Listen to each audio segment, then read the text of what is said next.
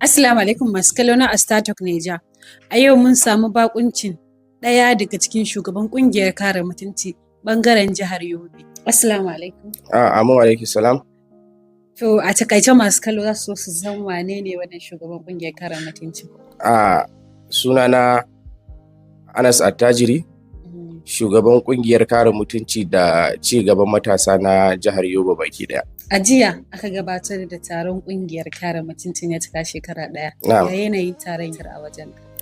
Taro dai sai dai mu ce alhamdulillah, wanda da farko dole za mu miƙa saƙon godiya ga jinjina ga malamai, musamman Sheikh Alkali Zaria, ɗaya daga cikin manya-manyan malamai da muke da su masu capacity a ƙasa, wanda ƙungiyarmu ta kare mutunci da ci gaban matasa muke tare da shi 100%, kuma muna alfahari da wannan malamin duba da yanayin yadda yake kula da lamarkan mu matasa, wanda ina ganin kan cewa da malamai da muke da su na arewacin Najeriya za su yi koyi ga ɗabi'a irin na Sheikh malam wanda ya zo attending din abinmu, gaskiya da za mu ji daɗi duba da yanayin kan cewa mafi yawancin malamai suna ko in kula ga matasa, musamman irinmu mu da muke da zuciyar taimaka mu society. Kana ganin da malamai za su shigo tafiyan ku da tafiyan za ta fi tafiya? Sosai 100%, duba da yanayin zaki ka duba ƙungiyar kare mutunci da ƙungiya ce kwaɗe tilo da muke da ita a Najeriya gaba ɗaya, wanda ita ce kaɗai wacce ta haɗa kan matasa na kowanne yanki da yake faɗin Najeriya gaba ki ɗaya.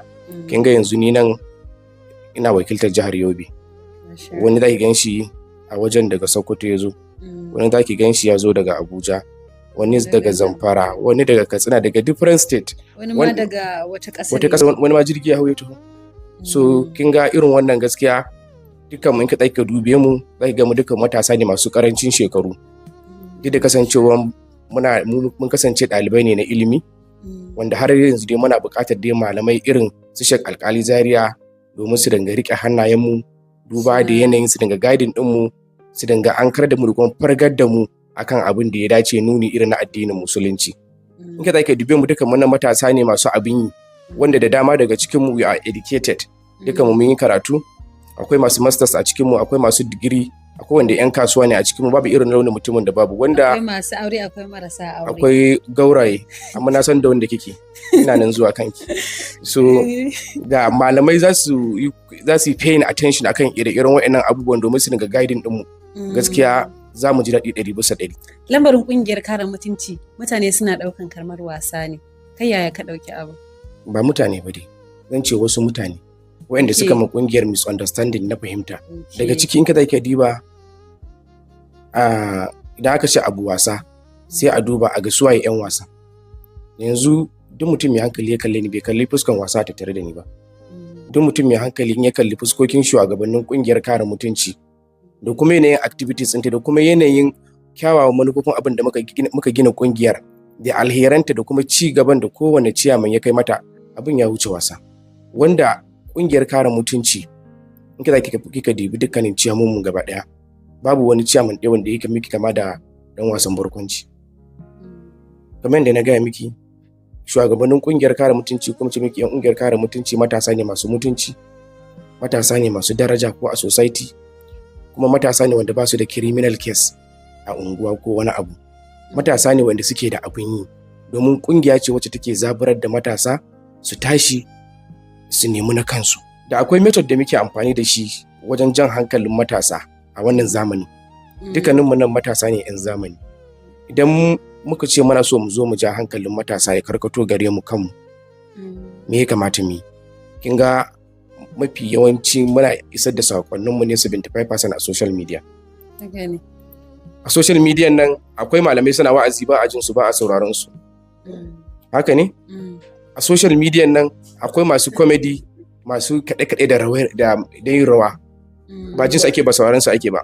To sai muka fito da wani method na mutunci na karamci wanda za mu nishaɗantar da matasa domin mu yi calling attention ɗinsu, mu ja hankalinsu ya karkato gare mu. Alal misali yanzu idan aka ce ga nan wajen da an ba ana karatu, an ba ana ta karatu, to idan yana so in ji hankalin mutane, in na zo na jona wannan karatun ban ji hankalin mutane ba, me kamata na yi? Ina so kowa kalle ni, sai in kwara ihu, kowa zai zaba da zai juyo ya ga shi ne method ɗin da muke amfani da shi, ko method ɗin da muka fito da shi a karan farko. ihu kuke yi don ku kira ba ihu muke yi ba, na baki misali ne, ke ba Bahaushiya bace ina ga. Method da muke amfani da shi wanda matasa suke mana misunderstanding na fahimta, ko wasu mutane suke mana fahimta na baibai, shine a karan farko kungiyar kare mutunci farkon fito wacce za a ji an ce ga wata kungiya ta fito ta matasa, tana jan hankalin matasa, kuma matasa sun shigo dandazon tafiyan nan, kuma sai ki rasa me ake. Mutane dai suna ganin kamar kungiya ce wadda take koya kashe kuɗi, almubazzaranci, harkar kungiyar kenan. Kungiya ce wacce take haskawa matasa hanya ta yadda za su nemi kuɗi, kuma in sun nemi kuɗi da za su kashe. Bari ga miki abin da baki sani ba. Mun kungiyar kare mutunci ko kare mutunci a Qur'ani muka gani. Shi yasa kuka yi amfani da wannan dama. Sosai a Qur'ani muka gani. Domin me yasa na ga miki haka?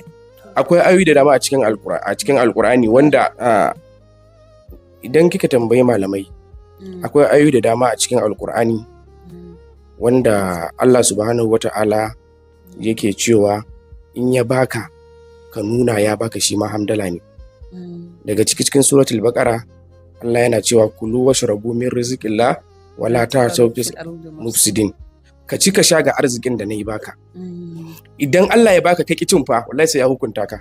Okay, kenan wannan shine nunin da kuna amfani da wannan ayar akan idan ba aya ba, ayoyin suna da yawa.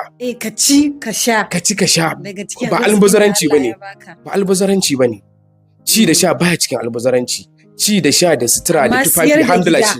Ka sai mota. Abin da muke nuni a nan wajen shine alal misali yanzu an ce ka sai da gida, ka sai mota. Ka sai mota don ka kare mutunci. Wannan a karan farko method ne muka amfani da shi kamar da na gaya miki a baya. Don mu ji hankalin mutane. Kanmu ya dawo kanmu. A fahimci cewa mu kungiyar kare mutunci muna saƙon da muke so mu isar. Ta hanyar wannan ihun da kuka yi. Ihun da muka yi. So ni ina mamaki ma na kalli wai mutum matashi a wannan lokacin Allah ya bashi kuɗi, ya bashi rufin asiri, bai ci, bai sha, bai sutura, bai taimako, bai zumunci. To ya dukiya za ta albarka. Ina ƙungiyar tana nuna mutum ya ci, ya sha, ya sutura, ya zumunci. Tana highlighting, tana haska matasa yadda za su yi da dukiyarsu in sun samu. A cikin me laifi? Babu. Tun daga ayar alƙwarin na kawo miki na abin nan. Ci, sha, sutura, ka sa da zumunci. Ta sa da zumunci. Zumunci ba wai da baki ake yin shi ba. Da aljihu ake zumunci. Masha Allah. Ƙungiyar kare mutunci tana nuni ga matasa ga wannan. Wannan ban zo miki bangaren manufofin ta ba da kuma menene irin abubuwan da muka gina ƙungiyar muka kafa ta don shi. Su ma kuma suna nan daban. Har aka gama taron, aka gama, ba a ji ƙungiya ta yi magana akan wani sabon shiri ba. Za ku ci gaba da wancan shirin ne da aka san ku akan shi, ko za ku canja wani tsarin? Ai duk wanda ya san shiri na ƙungiyar kare mutunci sun cewa shiri ne mai kyau. Tunda a ƙarƙashin ƙungiyar kare mutunci kowa riga san irin shirinta da shirye-shiryenta, a wajen mun fidda wata takarda wacce muka rabar ma mutane. Me zan ce miki sunan takardar da Hausa? Ba mu baki ba, wanda zai kalli sunan ciyamomin mu gaba ɗaya a cikin wannan takardar. Kowane ciyaman na kowane jiha akwai project ɗin da ya je a jiharsa. Ya je kawo. Wani taimako da wanda barin baki misali, ni a ƙarƙashin ƙungiyar kare mutunci na jihar Yobe. A Gasho local government. Na taɓa ziyartar wata makaranta wanda na ɗauki marayu scholarship. Ka ɗauki nauyin karatu. Na mutum 30, in kin duba takardar za ki gani. Mu muka yi, mun faɗa mun yi, to in aka bibiye mu za a ga abin da muka yi. Sai wani ciyaman kuma? Baya da wannan akwai ciyamomin mu da dama a jihar Yobe wanda sun ziyarci asibitoci. Kin gani? Sun taimaka wa marasa lafiya. Kuma marasa lafiya nan idan ke je asibiti za ki yi kuka. Wani marar lafiya akan 500 sai kin tausa masa kuɗin takarda yankan katin da zai je ga likita ba shi da yanda zai. It means dai kuna dai kan wancan layi naku, ba za ku sauka ba, kuma ba ku samar da sababbin dokoki. Ke ce baki ji ba. Akwai saƙon da na isar ni kairan kaina a wajen, banda irin jan hankalin da malam ya mana. Akwai jan hankalin da me amfanin mun gayyato jami'an tsaro wurin taron ƙungiyar kare mutunci. Kina so ki ce mun baki ji saƙon da suka isar ma matasa ba? Na ji saƙon da suka isar. Kina so ki ce baki ji? Amma ban ji ai sababbin look mana, za ki ce baki ji saƙon da jan hankalin da malam yayi ba? Na ji duk bayanan. To idan ko kin ji duk waɗannan abin sun yi shi a ƙarƙashin ƙungiyar kare mutunci, sakamakon ƙungiyar kare mutunci ta shirya wannan abin. Su ma kenan sun shiga ƙungiyar. Yes, of course, malamai suna ciki. har ma da wanda ba kulli fuskokinsu ba. Ai daga gani yadda kungiyar kare mutunci take a ƙasa kun san cewa ba wai kawai iya mu matasa bane kawai.